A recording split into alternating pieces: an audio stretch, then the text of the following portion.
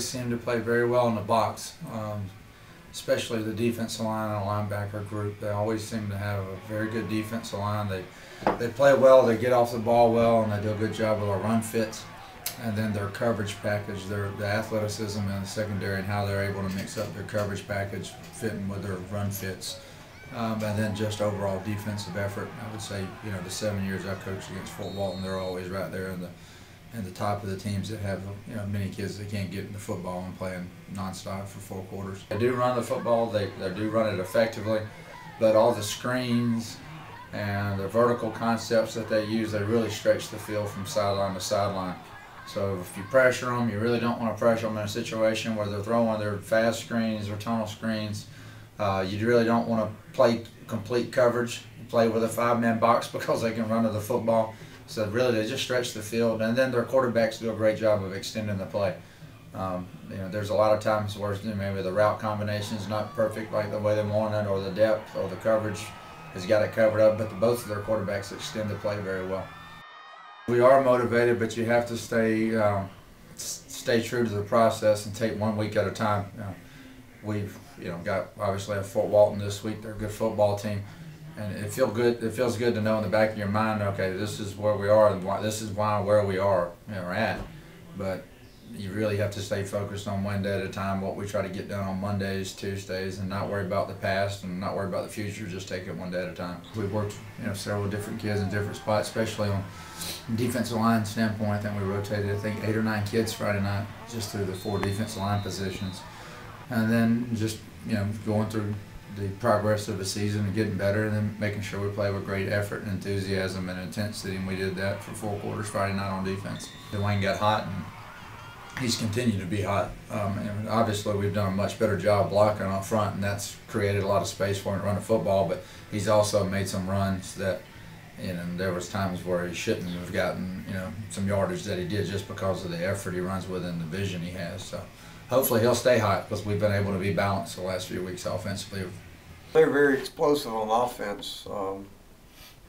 Dwayne Carter, I haven't seen the stats, but he's got to be one of the top running backs in the area statistically, and and they're also the way they can throw the ball with their big, tall receivers, and definitely presents a problem defensively, and and of course we're concerned about the psyche of our kids. We've lost a couple of games here, or district games, where out of the district picture now, so it's just pretty much pride for us. So we're just trying to find something that we can do well enough to move the ball, keep their potent offense off the field. We need to keep the ball away from them, maybe control the line of scrimmage and the ball with our offense. So that's where we've, and also flipping the field position. That's another thing we haven't done well the last couple of weeks. We get the ball deep in our own field position, and we don't get enough first downs or a first down to be able to punt it away and flip field position. That's a big deal. If you can make them go 80 yards instead of 50 or 60 yards, then it's a lot harder to score. So I don't really see any true weaknesses. They've got some very good players on defense as well, and we're just trying to figure out a way to be more successful offensively. Our defense has kept us in the game. We kind of figured that was the way it was going to be. Offensively, we still, here we are going to game 8, and we're still kind of looking for an identity as far as what we can do well. And we've tried several numerous things, but it's a challenge for our kids. And Navarre beat us last year.